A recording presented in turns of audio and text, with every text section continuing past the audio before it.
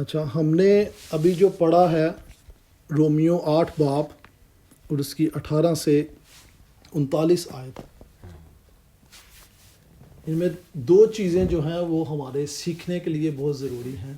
سیکھنے کے لیے یہ ہے، سب سے پہلا پوائنٹ، کہ خدا باپ جس نے آسمان، زمین، چرند پرند اور انسان کو بنایا، وہ خدا باپ کو سارا کچھ جو ظاہر کرنے کا مقصد تھا وہ یہ تھا کہ اس کا جلال۔ اب بائبل مقدس ہمیں بتاتی ہے کہ خدا کے نزدیک دو عہد ہیں۔ سب سے پہلا عہد جسے ہم کہتے ہیں نجات کا عہد، جو خدا باپ نے خدا بیٹے کے ساتھ قائم کیا۔ نجات کا عہد وہ عہد ہے جسے ہم کہتے ہیں ابدی عہد، جس کا کوئی اختتام نہیں اور جس کا کوئی آغاز نہیں۔ وہ صدیوں سے صدیوں تک اور صدیوں سے صدیوں تک ہمیشہ رہے گا۔ اور یہ وہ عہد ہے جس میں خدا نے اپنے بیٹے کے ساتھ یہ عہد باندھا کہ وہ اپنے جلال کے لیے چرند پرند انسان کو ہر شے کو اپنے جلال کے لیے وہ پیدا کرے گا۔ دوسری طرف آتا ہے فضل کا عہد۔ فضل کا عہد ہم کہتے ہیں کہ یہ وہ عہد ہے جو خدا نے اپنے نجات کے عہد کو انسانوں پر ظاہر کرنے کے لیے فضل کا عہد باندھا۔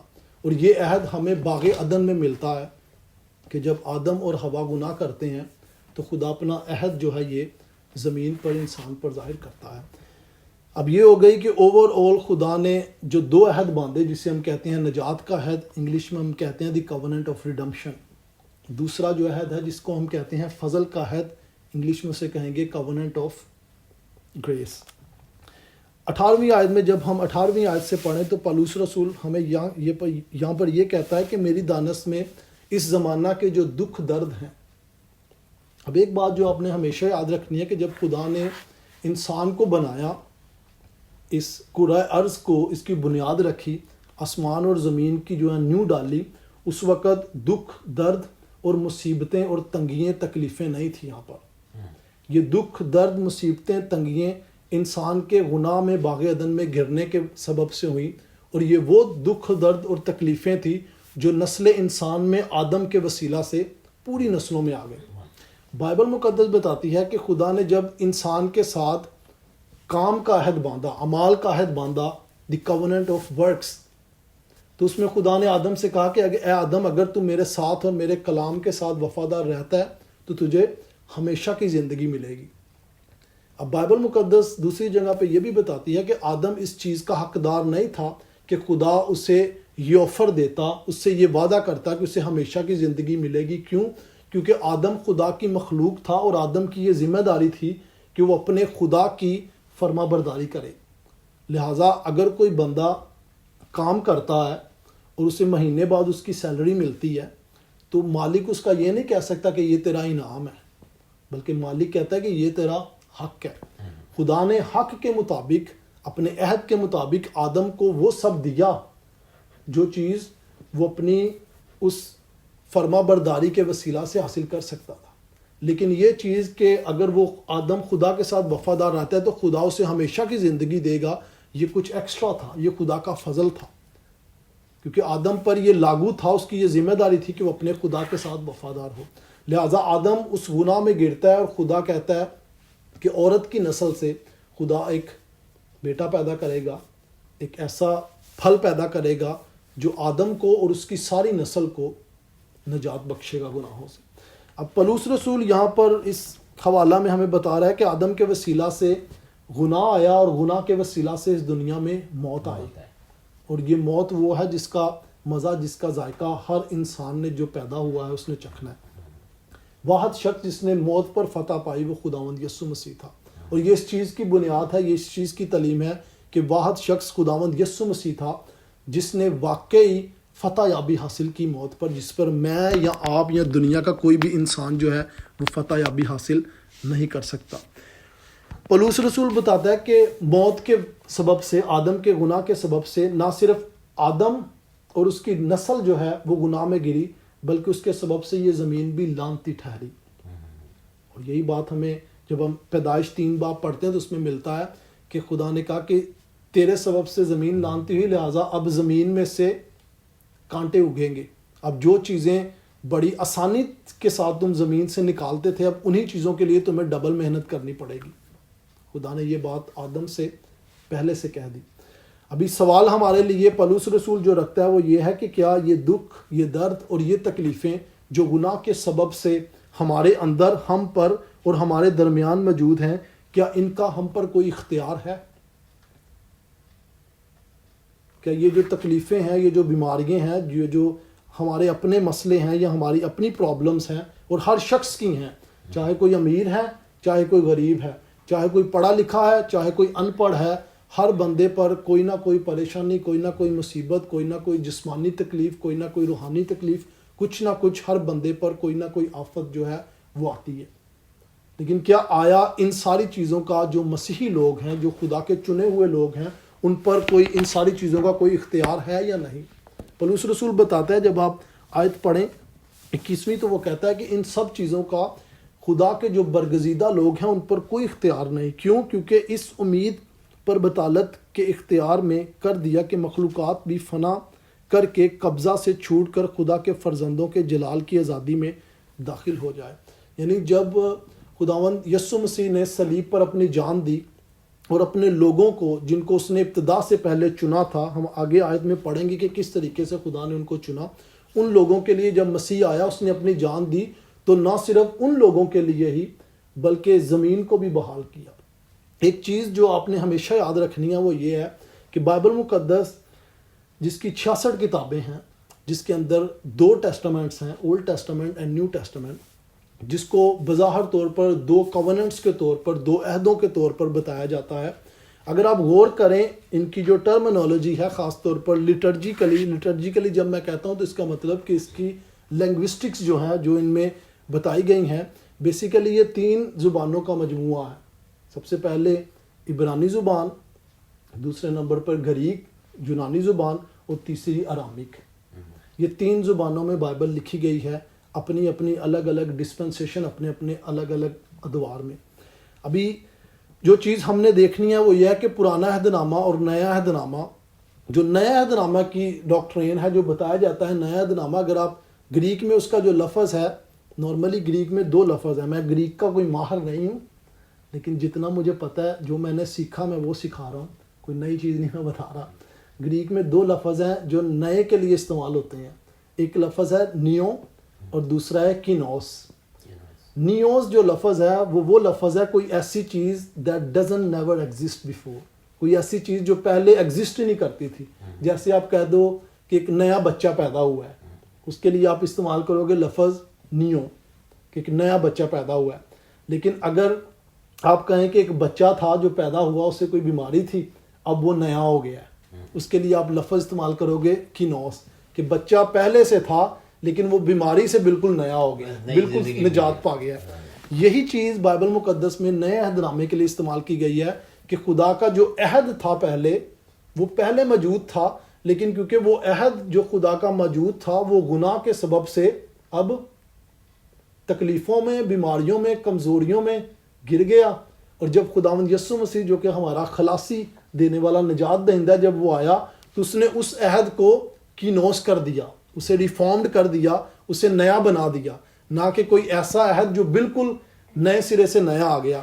اور یہی وجہ ہے کہ بائبل مقدس میں بتایا گیا ہے کہ ہمیں نیا آسمان اور نئی زمین کا ہمارے ساتھ وعدہ کیا گیا ہے. لہٰذا جو پہلا عہد تھا، جس کو کہتے ہیں ہم پرانا عہد نامہ اور نیا عہد نامہ، نئے عہد نامے کے لیے جو لفظ استعمال کیا گیا ہے وہ ہے کینوس، یعنی جو پہلے سے عہد ہے اس کو گناہوں سے، تکلیفوں سے اور تمام وہ ساری چیزیں جو گناہ کے سبب سے آئی تھی اس سے خلاصی دینا.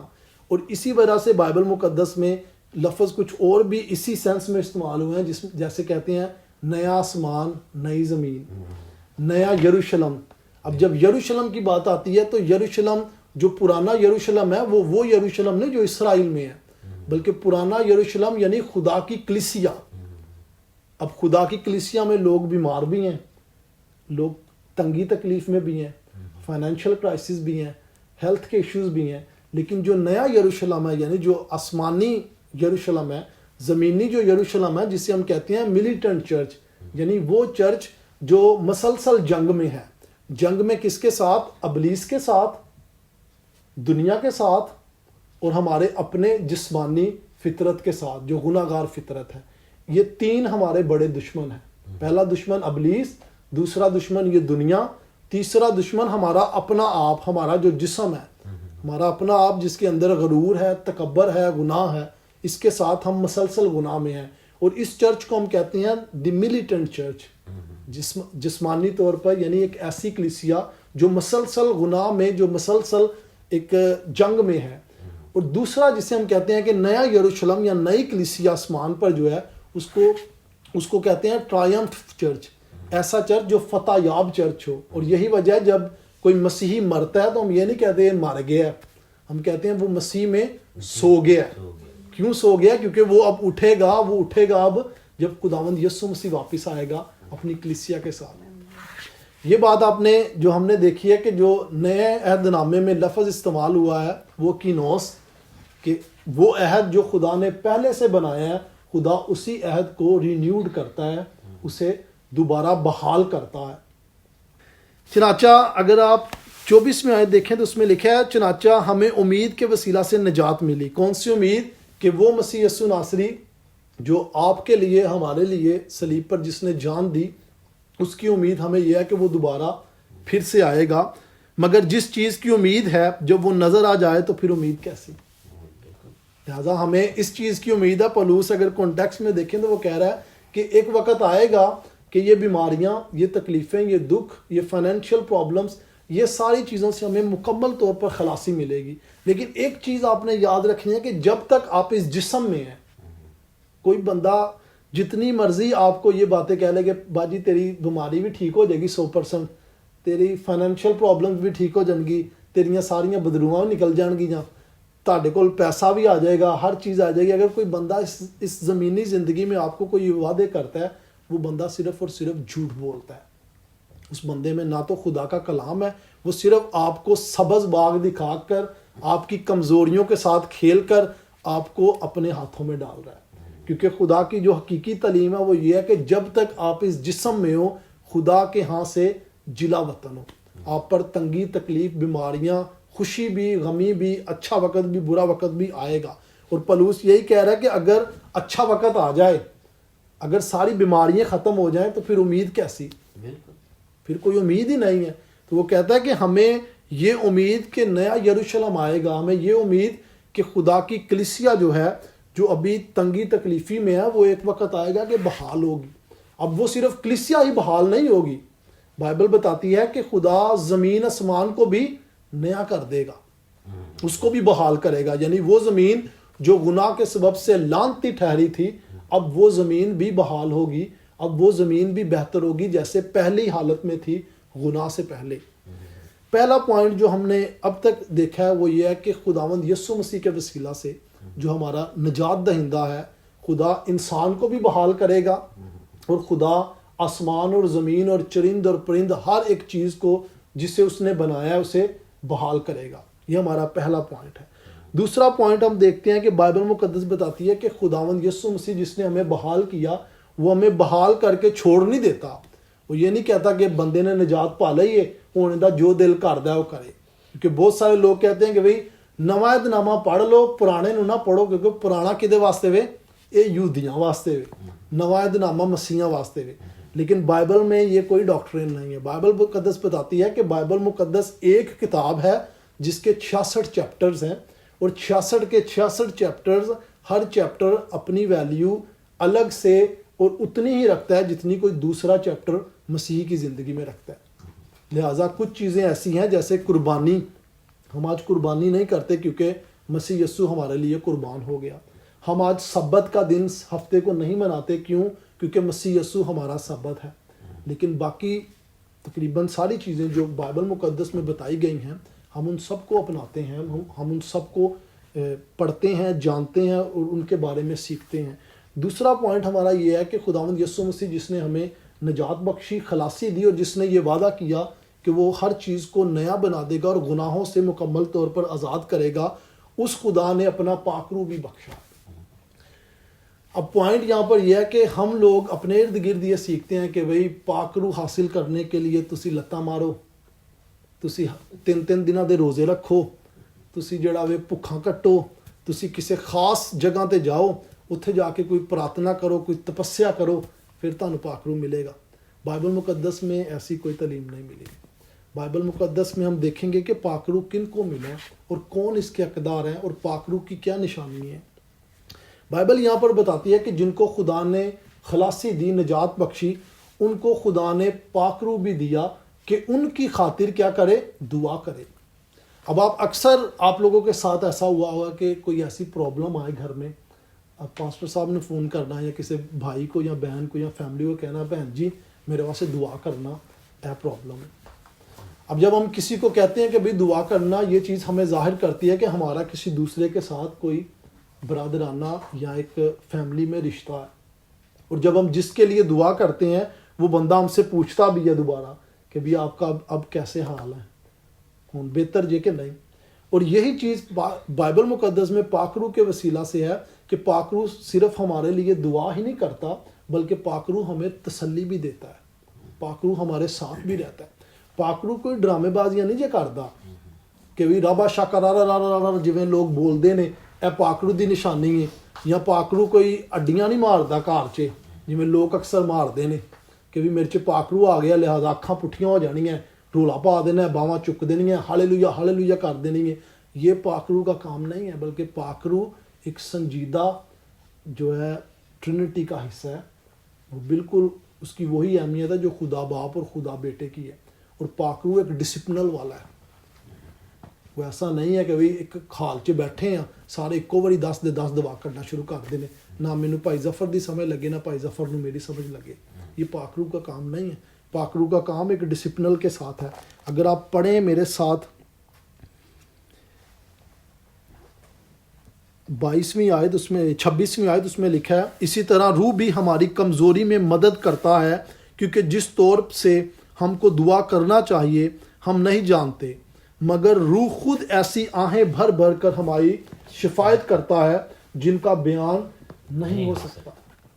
अब बहुत सारी बातें ऐसी होती हैं कि हम दुआ में नहीं मांगते, हमारी रूहानी ज़िंदगी में हमें पता ही नहीं होता कि हमें किस चीज़ की ज़रूरत है।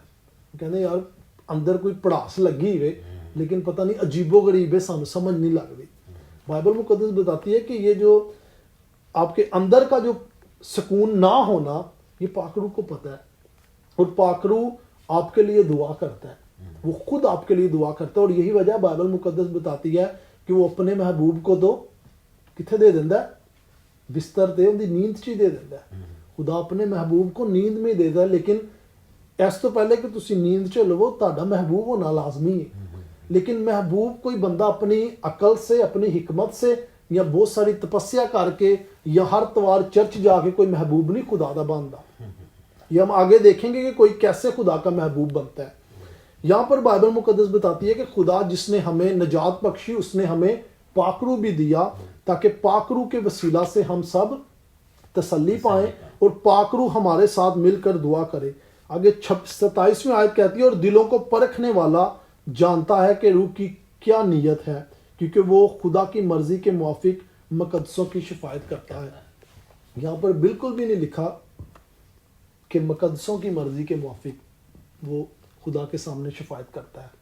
ये नहीं कि भाई भैन हरां गड्डी चाहिए है तो यस्सु आई उत्ते बाप दे कोल लगे ने कि भी भैन हरां दी गड्डी हो जाए। भैन हरां दियां जड़िए वे 2 बेटियां ने तो उन्होंने अमरीका का वीज़ा चाहिए, तो यस्सु के अगे खुदा बाप के अगे यस्सु मिन्नत कर रहा कर तू, बल्कि नहीं।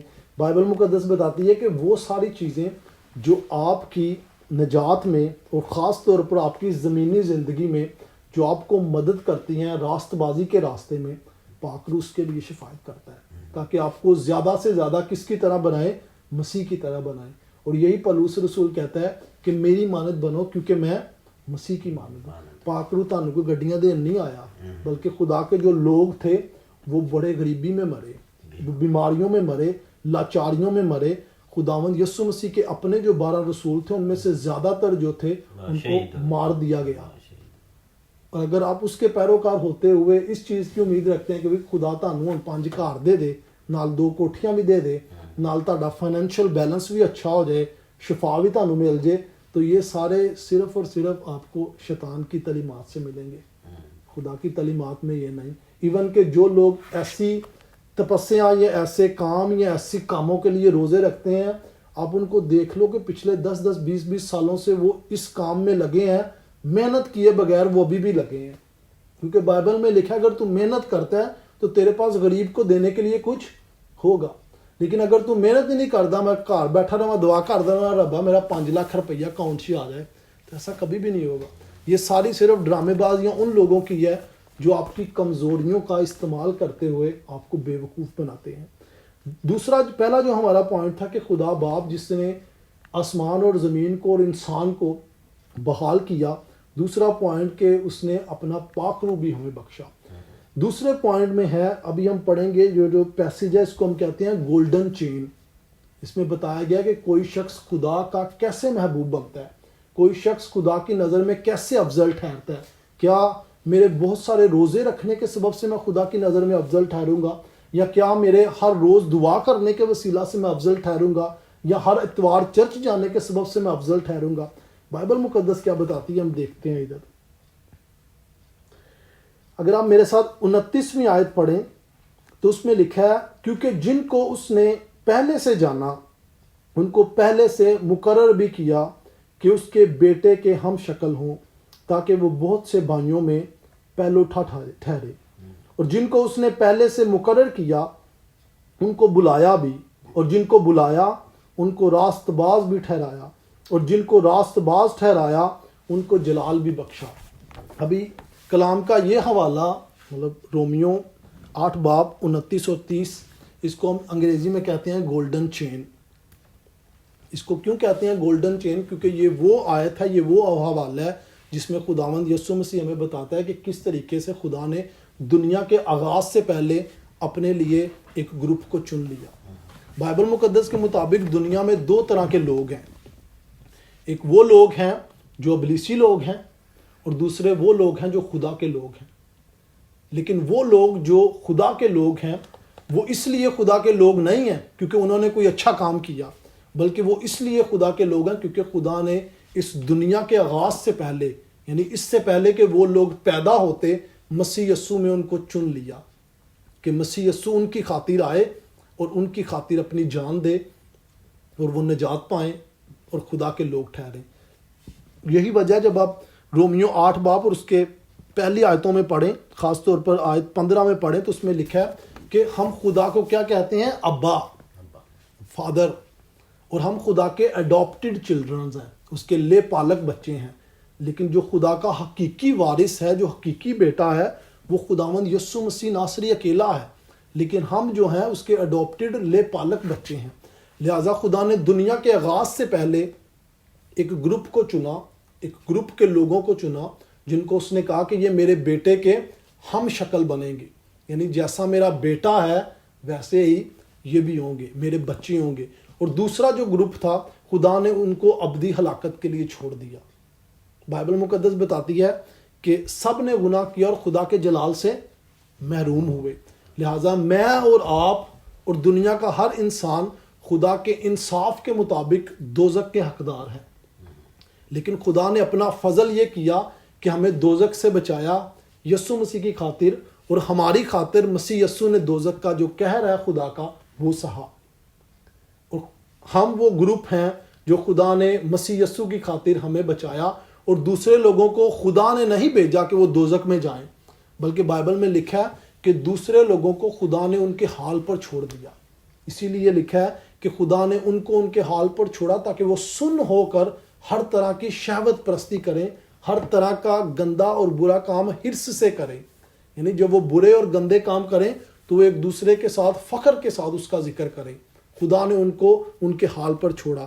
لہٰذا جن کو خدا نے دنیا کے آغاز سے پہلے اپنے نام کی خاطر چن لیا، ان کو خدا نے ایمان والا تحفہ بھی بخشا کہ وہ یسوع مسیح پر ایمان لائیں. اگر آپ حقیقی طور پر مسیح یسوع پر آج ایمان رکھتے ہو، اس کا مطلب آپ خدا کے چنے ہوئے لوگ ہو، اور آپ کو خدا نے آپ کے اچھے کاموں کی وجہ سے، آپ کے بہت سارے روزہ رکھنے کی وجہ سے، دعائیں کرنے کی وجہ سے نہیں نجات بخشی. آپ کو خدا نے نجات اس لیے بخشی کیونکہ خدا باپ نے دنیا کے آغاز سے پہلے، اس سے پہلے کہ آپ اپنے ماں کے پیٹ میں پیدا ہوتے، خدا نے آپ کو نجات کے لیے چن لیا، اور مقررہ وقت میں خدا نے یہ نجات کا تحفہ آپ پر ظاہر کیا، آپ یسوع مسیح پر ایمان لائے اور آپ نے نجات پائی۔ لہذا آپ کی نجات میں جیسے افسیوں 2 باب اس کے 18 آیت میں بتایا گیا ہے کہ آپ کی نجات صرف اور صرف خدا کے فضل کے وسیلہ سے ہے، آپ کے کسی اچھے کام کے وسیلہ سے نہیں۔ کوئی بھی شخص مسیح یسوع پر ایمان نہیں لا سکتا جب تک کہ خدا خود اسے مسیح یسوع کے پاس نہ لائے۔ اور یہی وجہ ہے کہ خداوند یسوع مسیح خود کہتا ہے کہ میں اچھا چرواہا ہوں، اچھا چرواہا اپنی بھیڑوں کے لیے جان دیتا ہے۔ جب آپ لوکا کی انجیل اس کا 1 باب پڑھیں تو اس میں لکھا ہے کہ جو بیٹا پیدا ہوگا وہ پوری دنیا واسطے نہیں، وہ اپنے لوگوں کے لیے جان دے گا۔ اور خدا نے اپنے لوگوں کے لیے، جن کو اس نے دنیا کے آغاز سے پہلے چنا، ان کے لیے جان دی، ان کو ایمان والا تحفہ بھی دیا۔ اور اگر آپ حزقیل 36 باب پڑھیں تو اس میں لکھا ہے خدا کہتا ہے میں تمہارا دل بدلوں گا اور اپنا پاک روح تمہیں دوں گا تاکہ تم میرے حکموں پر چلو۔ تو لہٰذا خدا نے دنیا کے آغاز سے پہلے اپنے لوگوں کو چنا، ان کو ایمان بخشا، ان کو اپنا پاک روح بخشا، اور اسی خدا نے ہمارا جو تیسرا پوائنٹ آ گیا، اسی خدا نے نجات کے لیے ہمیں اپنے ہاتھوں میں قائم کیا۔ اگر ہم اپنا تیسرا پوائنٹ پڑھیں تو تیسرا پوائنٹ میں لکھا ہے،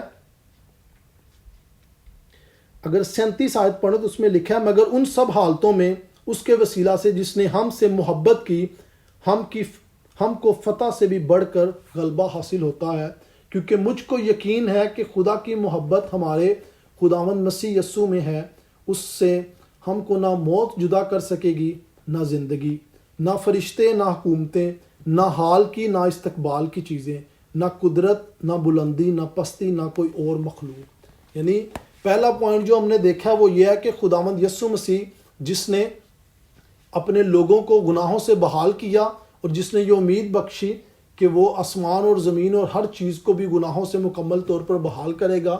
دوسرا پوائنٹ ہم نے جو دیکھا وہ یہ ہے کہ خدا نے جس نے انسان کو نجات بخشی، اس نے اپنا پاک روح بھی بخشا تاکہ پاک روح ہماری خاطر دعا کرے، ہماری شفاعت کرے اور ہمیں تسلی بخشے۔ اور تیسرا جو پوائنٹ ہے وہ یہ ہے کہ خدا نے جس نے ہمیں نجات بخشی، ہماری نجات کو قائم بھی رکھا کہ ہم جان دینے تک اس کے ساتھ وفادار رہیں۔ مطلب یہ کہ ایک مسیحی جو نجات پا چکا وہ اپنی نجات کبھی نہیں کھوتا۔ خدا خود اس کی جو نجات کا جو ہے نگہبان ہے، خدا خود اسے اپنے ہاتھوں میں اپنے پروں میں چھپاتا ہے تاکہ وہ بندہ خدا کی نجات سے دور نہ ہو۔ اور یہی وجہ پولس رسول کہتا ہے کہ مجھے اس چیز پر پورا فخر ہے، پورا یقین ہے کہ کوئی بھی چیز مجھے مسیح کی محبت سے جدا نہیں کر سکتی۔ کیوں؟ کیونکہ مسیح نے تمام چیزوں پر غلبہ پایا، اس نے فتح پائی۔ لہٰذا ہمارے پاس آج یہ تسلی ہے کہ کوئی شخص ہمیں بے وقوف نہیں بنا سکتا یہ کہتے ہوئے کہ باجی تیری نجات کھو گئی ہے، لہٰذا تینوں دوبارہ توبہ دی ضرورت ہے، دوبارہ ہون تینوں جڑا وے بپتسمہ لین دی ضرورت ہے، پھر تو نجات پائیں گے۔ ہاں، توبہ کی ضرورت ہمیں ہر روز ہر لمحے ہے۔ کیوں؟ کیونکہ ہم نہ چاہتے ہوئے بھی گناہ کرتے ہیں، اور جب ہم گناہ کرتے ہیں ہماری ذمہ داری ہے ہم خدا کے آگے دعا کریں اور اس سے توبہ کی دعا کریں، اس سے معافی مانگیں۔ لیکن جو نجات ہے وہ کسی انسان کے اپنے بس کی کام نہیں، نہ ہی نجات جو ہے ہمارے اچھے کاموں کے وسیلہ سے ہے، بلکہ نجات شروع سے اینڈ تک جو نجات کا پروسیس ہے وہ سارا خداوند باپ کے ہاتھ میں ہے۔ اور اس کا یہ ہے جیسے میں نے پہلے بتایا گولڈن چین میں کہ خدا نے دنیا کے آغاز سے پہلے اپنے لوگوں کو چنا، اور جن لوگوں کو اس نے چنا ان کی خاطر اس نے مسیح کو بھیجا، اور جن لوگوں کو مسیح یسوع نے صلیب پر رہائی بخشی ان لوگوں کے لیے روح القدس بھی بخشا، اور جن لوگوں کے لیے روح القدس بخشا، روح القدس ان کے دل میں ہمیشہ تک ہے۔ اے نہیں ہوندا کہ اج دے دن ہفتے نو روح القدس دل چ وے، اتوار نو روح القدس نکل گیا ہے، منگل نو اسی پھر ہن روزے رکھنے شروع کر دئیے۔ جیسے میں نے بتایا کہ ہمارے کسی اپنے ایکشن، ہمارے کسی اپنے اعمال کے وسیلہ سے نہیں، بلکہ یہ خدا کا فضل ہے کہ خدا نے سب کچھ دیا، اور سارا کچھ کرنے والا شروع سے آخر تک خدا ہے۔ واحد چیز جو خدا نے ہمیں عطا کی ہے جو ہم کریں خدا کے لیے وہ یہ ہے کہ ہر وقت شکر گزاری کیا کرو۔ اور شکر گزاری کیوں کیا کرو؟ کیونکہ سب کچھ جو آپ لوگوں کے ساتھ ہوا ہے، جو نجات یافتہ لوگوں کے ساتھ ہوا ہے، ان میں ان کی اپنی کوئی حکمت عملی نہیں، ان میں سارا کام خدا کا ہے، اور خدا کا اس مقصد کے لیے ہمیشہ شکر کیا کرو۔ اور یہی وجہ ہے بائبل مقدس بار بار بتاتی ہے کہ ہر وقت دعا کرو اور شکر گزاری کرو خدا کی، کیونکہ جو کچھ آپ لوگوں کو ملا ہے بہت سارے لوگوں کے پاس یہ علم ہی نہیں، بہت سارے لوگوں کے پاس اس چیز کی خواہش ہی نہیں. میں یہ نہیں کہتا کہ وہ چاہتے ہیں نجات پانا اور ان کو نہیں ملتی، کیونکہ جو آپ کا چاہنا ہے نجات پانا یہ خدا کی طرف سے ہے. اگر آپ اپنے کسی مسلم، ہندو یا کسی اور جو فرینڈ سے، کسی دوست سے بات کریں، اسے آپ پوچھیں آپ نجات پانا چاہتے ہو، وہ فٹ سے کہے گا نہیں. کس چیز دی نجات؟ وہ اس طرف آئے گا ہی نہیں. لیکن اگر آپ آتے ہو اس طرف، بائبل پڑھتے ہو، اس چیز کا شوق رکھتے ہو، تو یہ جو شوق ہے یہ خدا کی طرف سے ہے. اس کا مطلب خدا کا فضل آپ پر ہوا ہے. لہٰذا ہم نے اس چیز کو ہمیشہ یاد رکھنا ہے کہ خدا نے ابتدا سے پہلے اپنے لیے لوگوں کو چنا، اور جن لوگوں کو چنا انہیں نجات دی، اور جن کو نجات دی ان کو روح القدس بخشا، اور جن کو روح القدس بخشا ان کی نجات بھی وہ آخر تک جو ہے ان کو قائم رکھتا ہے. اور یہی وجہ ہے متی 24 باب میں جب ہم پڑھیں تو بائبل میں لکھا ہے کہ خیر زمانہ میں بہت سارے جھوٹے نبی اور جھوٹے رسول آئیں گے، اور ممکن ہو ایسے بڑے بڑے کام کریں گے کہ ممکن ہو تو برگزیدوں کو بھی گمراہ کریں. وہاں پر کچھ لوگ یہ تعلیم دیتے ہیں کہ شاید خدا کے جو برگزیدہ ہیں اخیر وقت میں وہ بھی گمراہ ہو جائیں گے. کہیں پر بھی بائبل میں نہیں لکھا کہ خدا کے جو چنے ہوئے لوگ ہیں جن کی نجات کے لیے یسوع مسیح ناصری نے جان دی وہ بھی گمراہ ہو جائیں گے.